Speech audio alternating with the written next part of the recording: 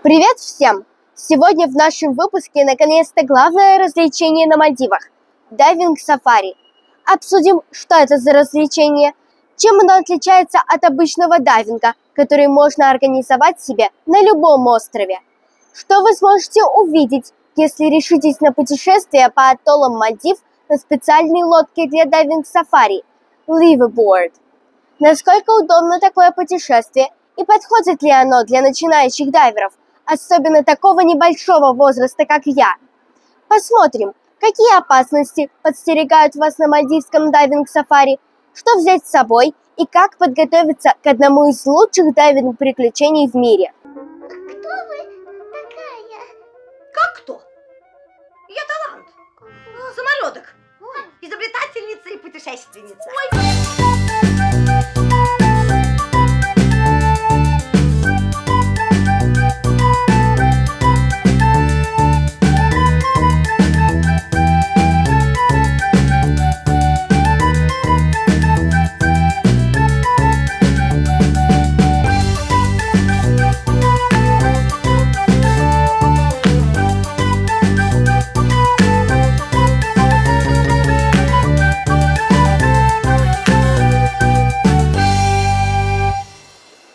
Мы уже с вами обсудили все аспекты планирования отпуска на Мальдивах в целых 3 выпусках. Сезоны, места, методы планирования перелета и отдыха. Все это вы сможете найти, перейдя по ссылке в верхнем правом углу экрана в моем плейлисте про Мальдивскую республику. Не забудьте подписаться на мой канал, чтобы не потерять мои ценные советы и следующие репортажи. Ну а в данном выпуске остановимся конкретно только на одном типе отдыха – дайвинг-сафари на так называемых Liveaboard. Да, по-английски эти лодки называются именно так. Дословно можно перевести на русский как «жизнь на борту». Пока вы живете на этой лодке, за 5-8 дней она совершает круиз по различным дайв-спотам. Это так англоговорящие дайверы называют места для погружения. Вам же остается только по расписанию выбираться из своей каюты, надевать снаряжение для подводного плавания, погружаться, отдыхать между погружениями, есть и спать. Все удобства у вас находятся прямо в каюте. По сути, это маленький номер со всем необходимым, чем вы пользуетесь в обычном отеле. Кормят и поят прямо на борту, в кают-компании. Там же проводят дайвинг-брифинги, читают лекции о дайвинге и подводных обитателях и организовывают другие активности. Иногда для разнообразия устраивают пикники на необитаемых островах. Вот и разберем, чем такой отпуск хорош, а что вас может и разочаровать в такой поездке. Главный хит-маршрут Мальдив, доступный за 6-8 дней, выглядит примерно так. Вас собирают прямо из аэропорта, проводят детальный инструктаж, дают время распаковать и разложить свое снаряжение в специально подготовленных местах и проводят чек-дайв. Это такое погружение, в котором на практике проверяют уровень подготовки каждого участника круиза. Ну а далее вас ждет ежедневный марафон из 3 удобно распределенных в течение дня погружений. Одно погружение утром до завтрака, второе до обеда и третье до ужина. Ведь нырять на сытый желудок очень неприятно и неудобно. Первое погружение производится довольно рано, что позволяет вам нырнуть на дайв-спотах задолго до того, как они заполнятся дайверами с ближайших островов. На маршруте вас ждет 1-2 погружения у острова Разду, после которого основное количество погружений происходит вокруг атолла Ари, после чего лодка возвращается в аэропорт, по пути останавливаясь на атоллах Вааву и Южной Мали. Главный аттракцион всего путешествия – это специализированное погружение в поисках китовой акулы. Найти ее получается не всегда. Никто не гарантирует, что вам удастся поплавать с одним из этих безобидных величественных гигантов. Мне повезло, и в зоне Сампа я повстречала аж 2 таких рыбины. Сампа – это заповедник South Arie Marine Protected Area. Здесь эти прекрасные гости совсем не редки, но чаще их видят на одном из лучших мест погружений в мире – Куда-Ра-Тила. Мне как раз тут удача не улыбнулась. Я вообще не поняла, чем этот дайв-спот заслужил такую высокую оценку дайверов. На пути проторенного маршрута есть точка, которую посещают другие известные и зрелищные крупные обитатели океана – манты. Эта точка так и называется – Манта-Пойнт. Гигантские скаты обычно посещают либо места кормления, либо места обитания рыб-чистильщиков, помогающих им избавиться от назойливых паразитов. Застигнутые врасплох манты не уплывают. Если не преграждать дорогу их обычному круговому маршруту, наблюдать их можно достаточно долго. Нужно помнить, что трогать этих пугливых, брезгливых и нежных созданий нельзя. Даже если вы просто создадите препятствие на их пути, они, скорее всего, тоже уплывут. Обязательный гвоздь программы погружений на Мальдивах – ночное кормление ржавых акул-нянек у острова Алимата на атолле Вааву. Годами тут сбрасывали в воду остатки от разделки туш рыб, и акулы-няньки привыкли сюда приплывать. Хоть няньки и хищники, как и другие акулы, да еще и достигают 3 метров, для человека они безвредны. Но будьте аккуратны. Кроме нянек, ночные кормления привлекают скатов-хвостоколов. А вот они уже могут оставить очень неприятные воспоминания о встрече. Ведь на хвосте у такого ската находится острый шип. Как всегда, правило простое. Не беспокойте этого здоровяка, и он также совершенно не будет обращать на вас внимание. На маршруте вам попадется даже wreck. Так англичане называют кораблекрушение. Wreck dive – это место погружения, где на дне покоится погибший корабль. Маафуши или Кудагири wreck – затопленное в 1994 году небольшое торговое судно. Лежит под водой оно уже давно, поэтому во внутреннее пространство заплывать небезопасно. Но пропустить это погружение все равно никак нельзя, так как кроме того, что это сама по себе очень интересная достопримечательность, тут wreck dive сопровождается прогулкой живописной отвесной стены с гротами и пещерками. Вообще, Кудагири wreck является одним из самых известных дайв-сайтов Мальдив. Кроме упомянутого мной Куда-Ра-Тила и Алимата-Джетти, самые известные, лучшие места для погружения на Мальдивах, да и вообще в мировых дайвинг-рейтингах, тоже находятся на маршруте этой поездки. Это Майя-Тила, Кандума-Тила, Фиш-Хед, который еще называют Shark Point, Hammerhead Point на Разду и многие другие. Мне кажется, сам рейтинг формировали из этого маршрута, а не наоборот.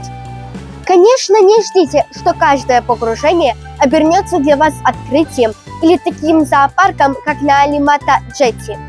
Все-таки океан – это не цирк, и часто рыбы не оказываются там, где вам бы хотелось. Среди этих дайв-спотов есть несколько погружений с большим количеством рифовых акул. В основном серой рифовой акулой, белоперой и черноперой рифовыми акулами. Устрашающим внешним видом акулы очень напоминают самых страшных хищников океана, совсем не пугливые. Иногда подплывают достаточно близко и даже интересуются вашим присутствием.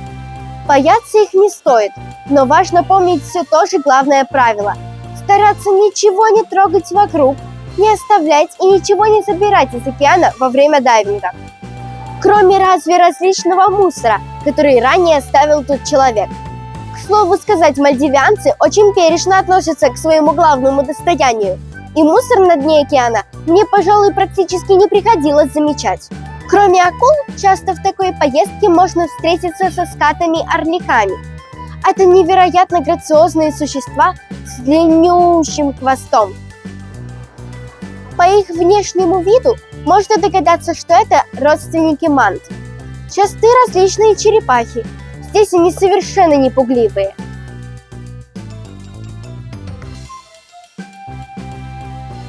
Огромные рыбы-наполеоны встречаются почти на каждом дайв-сайте. Эти деловые рыбы с очень серьезным достоинством проплывают обычно недалеко, поддерживая безопасное расстояние. Что нельзя сказать о муренах, тоже широко распространенных в этих краях.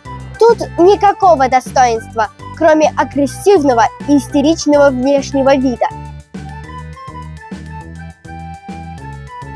Но особенно меня потрясли виды огромных стай рыбок, например, мавританских идолов. Наблюдать за их обилием – особое наслаждение.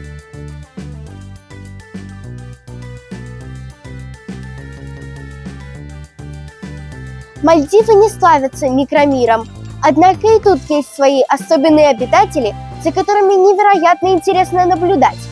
Например, удивительные яркие креветки-богомолы.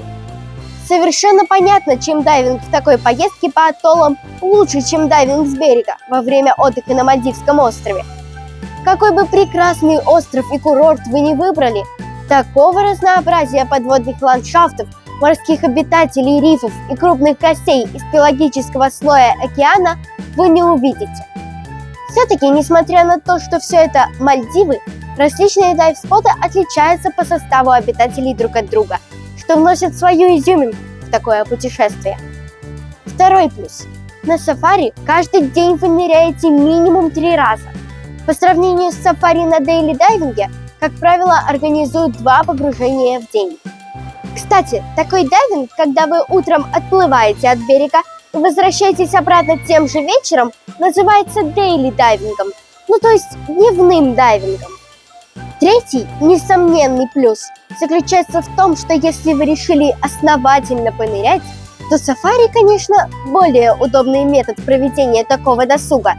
Свое ли у вас оборудование или вы берете в аренду, тут не придется каждый день таскать его, подбирать под себя инвентарь, искать место хранения. Не придется тратить время на транспортировку до дайв-шопа и обратно. И найти, конечно, для ваших погружений смогут на лодке все необходимое, если что-то вы невзначай забыли. Нырять на Мальдивах умеют и знают очень хорошо о том, что интересно дайверам. Между атоллами ходит большое количество по-настоящему комфортабельных лодок. А чтобы отделить мокрое и сухое состояние дайвера и сделать вашу жизнь в океане еще комфортнее, все погружения обычно происходят не прямо с корабля, а с отдельной лодочки, которая следует за вашим ливеборд. Эта лодочка называется по мальдивской традиции дони. На ней хранится все ваше оборудование на отдельном месте, в отдельном ящичке, который вы себе организуете в самом начале поездки, до чек-дайва. Когда приходит время погружаться, дони подплывает к ливеборд, все спускается из лодки для жизни в лодку для ныряния, лодка отчаливает на дайв-сайт. Пока она подплывает к нему, все надевают костюмы, жилеты, ласты, маски и погружаются под воду. А после ныряния всем дают полотенца, дони возвращает дайверов на корабль и все оставляют свое мокрое оборудование на дони. Заботливая команда меняет баллоны так, чтобы к следующему погружению вам осталось только открутить вентиль на баллоне, проверить подключенное оборудование и отправиться в воду. Дайвинг-сафари обычно собирает достаточно опытных ныряльщиков, поэтому всегда есть или дайв-инструктор, или гид, или просто сосед, которые будут готовы прийти на помощь в любой ситуации. Ведь дайвинг очень демократичный вид спорта. Все всегда очень открыты к менее опытным, относятся к ним с пониманием и участием. Как это ни прискорбно звучит, если в вашей семье кто-то не ныряет, то брать этого кого-то с собой на дайвинг-сафари очень негуманно. Делать на дайвинг-сафари, кроме дайвинга, нечего. На отпуск на тропическом острове это никак не походит. Кормят тут совсем не так разнообразно и изысканно. Заниматься, кроме чтения книжек, совершенно нечем. И возиться с любителями снорклинга, так называют времяпрепровождение лицом вниз с маской и трубкой на поверхности воды, тоже особенно некому. Добавим к этому возможные проблемы с качкой, хотя все уверяют, что на таких больших лодках она практически не ощущается и к морской болезни привести может только в крайних случаях. Спрятаться в каюте невозможно, она слишком тесна и неудобна. Фактически в ней можно только спать и приводить себя в порядок. Нет кресел или стульчиков, привычных полочек, шкафчиков, негде разложить вещи.